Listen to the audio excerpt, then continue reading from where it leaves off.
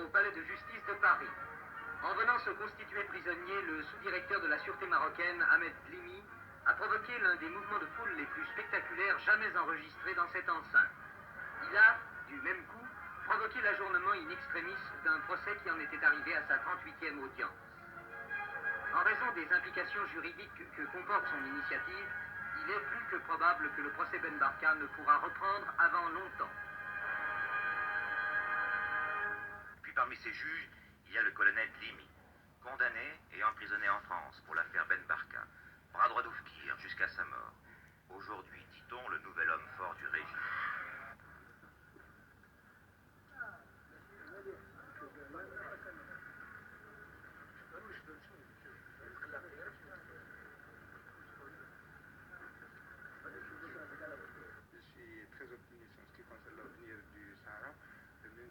Encore quelques incidents, je trouve que c'est tout à fait normal dans un certain sens, étant donné l'action que mène notre voisin à l'Est pour essayer de perturber la paix dans la région. Je pense que tout cela se terminera très rapidement, que tout redeviendra normal le plus vite possible. C'est-à-dire qu'une solution pacifique pourrait être trouvée pour faire disparaître la tension qui existe entre l'Algérie et le Maroc à l'heure actuelle. C'est du domaine politique, ce n'est pas mon affaire. Mais sur le domaine militaire, vous êtes optimiste, quelle que soit l'éventualité envisagée? Je suis optimiste, aucun problème. Que ce soit en cas de guerre ou en cas de paix, vous êtes optimiste? Je ne pense pas qu'il y ait un homme conscient qui puisse vraiment envisager la guerre d'un cœur, d'un esprit serein. Mais je suis convaincu que les responsables sur le plan politique et diplomatique trouveront les solutions qu'il faut afin d'éviter une telle éventualité qui ne peut être que catastrophique pour tout le monde. Acclamé par les troupes qui se sont battues à Amgala, le colonel Dlimi, l'un des plus fidèles officiers du roi Hassan II. Il a été chargé de nettoyer le Sahara. 44 ans, il a beaucoup fait parler de lui au moment de l'affaire Ben Barka et après la mort du général Oufki. La première bataille d'importance qu'il a livrée au Sahara s'est soldée par une nette victoire de l'armée marocaine. La dernière bataille que nous avons livrée au Sahara, c'était la bataille d'Amgala, où des unités de l'armée algérienne s'étaient installées. Et nous avons été obligés de monter une opération pour les déloger d'Amgala, qui fait partie du territoire marocain.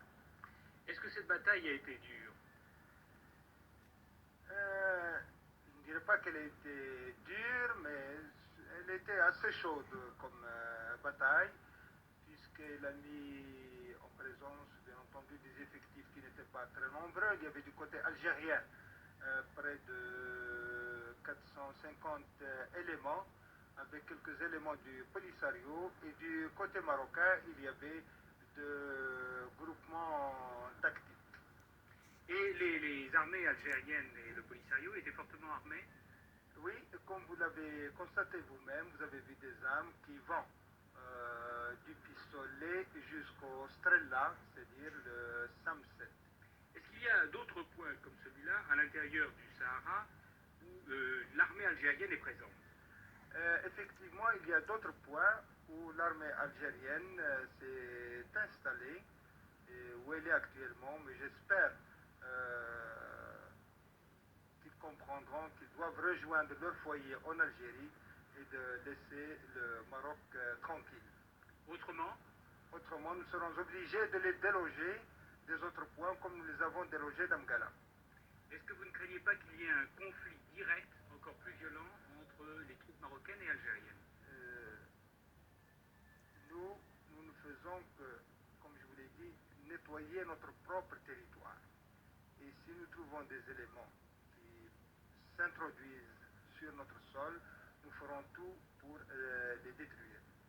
Vous nettoyez avec beaucoup de force. Nous mettons chaque fois, selon le terrain, selon les informations que nous avons sur l'ennemi, nous mettons les forces qu'il faut pour mener à bien notre mission.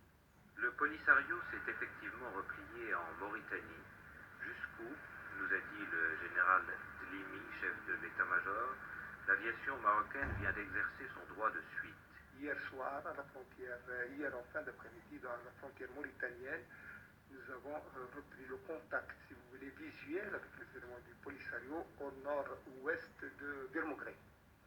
Et après avoir avisé les Mauritaniens par la voie diplomatique, nous avons reçu l'autorisation de faire intervenir l'aviation sur ces éléments. Sur le territoire mauritanien. Pilonnés par l'aviation des Mirage F1 qui lâchent des roquettes à basse altitude, les Sahraouis ont décroché. Ils se sont éparpillés dans la nature. Le général Dlimi, l'homme à qui le roi Hassan II a confié la poursuite de la guerre dans le Sahara occidental, l'homme qui a repensé la stratégie marocaine, qui a fait construire le mur, est venu se rendre compte sur place des résultats obtenus. Conformément à la tradition musulmane, le général Dlimi a été enterré moins de 24 heures après sa mort. Nous sommes à Rabat, à la grande mosquée de la ville. Le corps du général est accompagné à la grande prière de l'après-midi par les officiers supérieurs du pays, en présence également du prince héritier, Sidi Mohamed, et du frère du roi, le prince Abdallah. Tous les dignitaires du royaume étaient là, tous ceux que côtoyait en tout cas depuis 20 ans le général Dlimi. Le roi Hassan II est revenu de Marrakech dans son palais royal de Rabat, où il doit accueillir demain François Mitterrand. Alors bien sûr, à la veille de cette visite officielle, la mort du général Dlimi est un coup dur pour le souverain marocain. J'ai rencontré plusieurs fois le général Dlimi, il y a quelques semaines encore.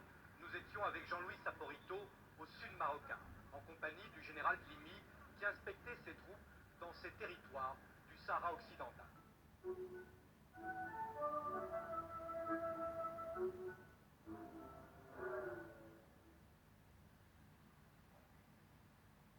Agadir, au sud du Maroc, sur une base militaire.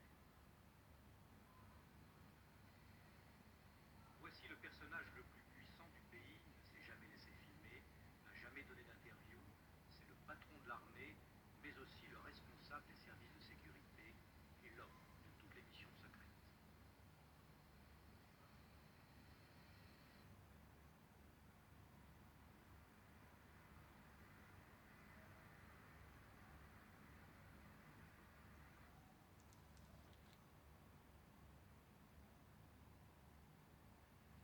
Cet homme, c'est le général Dlimi.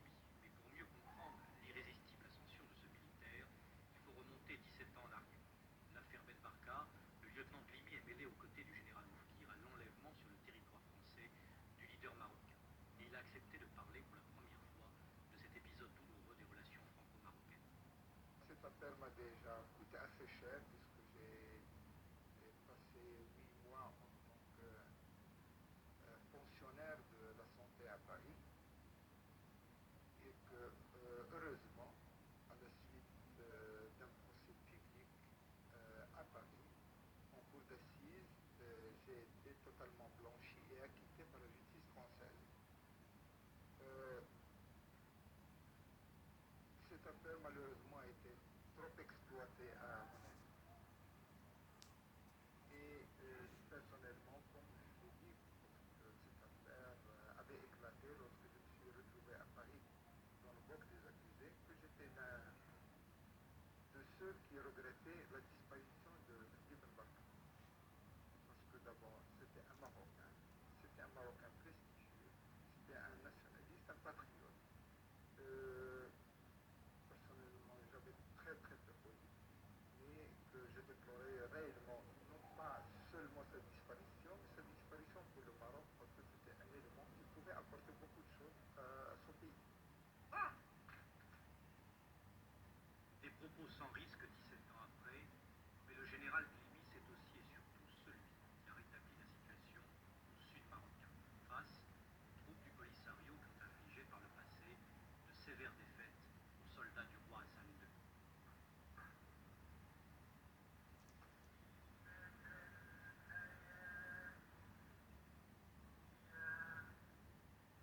Nous sommes ici à Dakhlat, à 3000 km de Rabat, près de la frontière mauritanienne, dans ces territoires cédés à la couronne du Maroc il y a 8 ans par les Espagnols et revendiqués par le Polisario.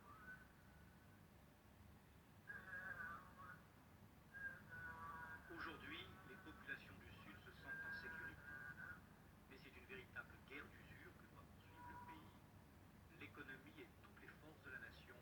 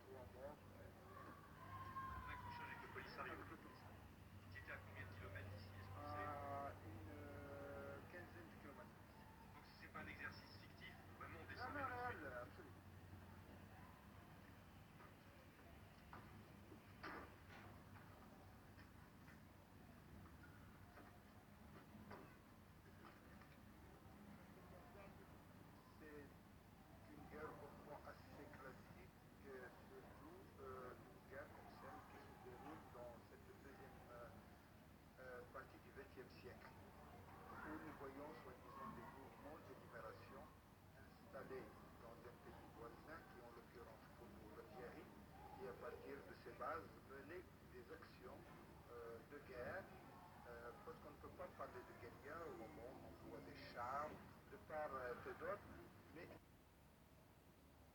malheureusement.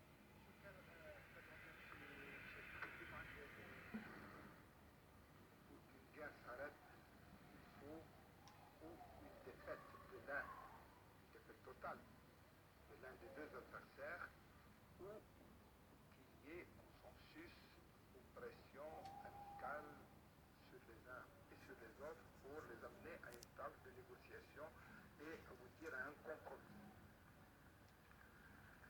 Je pense que cette guerre pourrait s'arrêter assez rapidement si les uns et les autres, je parle de nos adversaires, quand je parle des uns et des autres, parce que vous avez l'Algérie, la Libye et les soi-disant Polisario manipulés par les deux. Donc s'ils se mettaient une fois pour toutes d'accord pour l'application des résolutions qui ont été acceptées par l'ensemble à Nairobi, et qui consistait en un cessez-le-feu d'abord, et ensuite l'organisation d'un référendum pour consulter les populations du Sahara sur leur avenir, je pense que la guerre pourrait s'arrêter.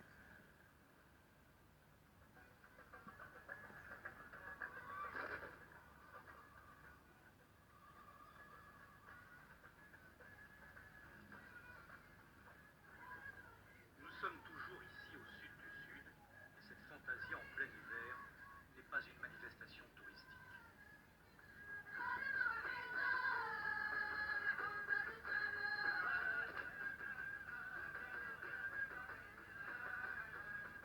Cette fantasia, c'est au contraire la marque, le sceau du royaume sur les territoires qu'il contrôle.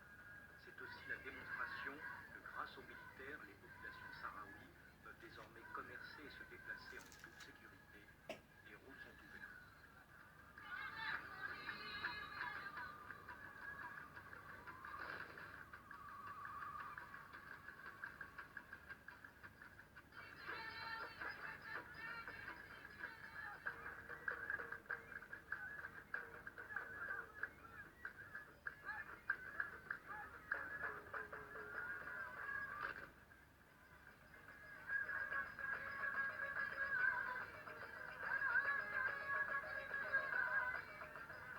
Du nord au sud, l'armée est omniprésente.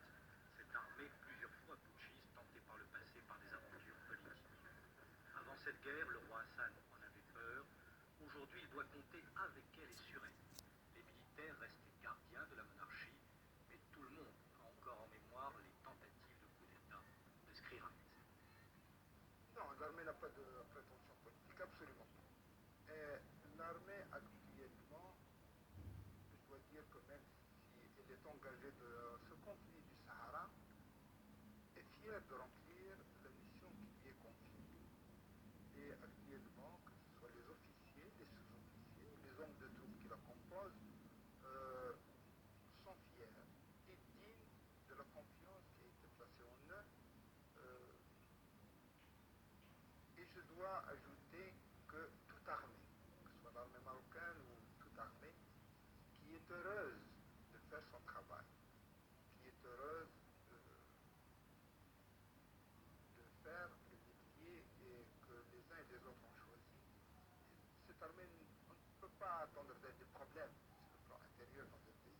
Donc pas de danger de coup d'État comme ça s'est Non, passé auparavant. absolument pas. Et d'ailleurs, les coups d'État qui ont eu lieu avant ne concernaient absolument pas l'ensemble des parts, mais concernaient quelques éléments qui se comptaient sur les doigts d'une main. Et n'oubliez pas que c'est l'armée qui a rétabli l'ordre après l'appel de Skrirat.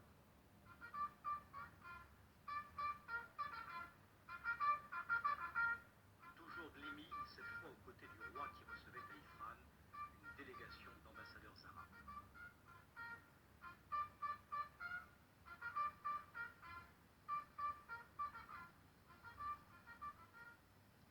L'ombre du monarque est devenue au fil des années l'ami personnel et le conseiller le plus écouté.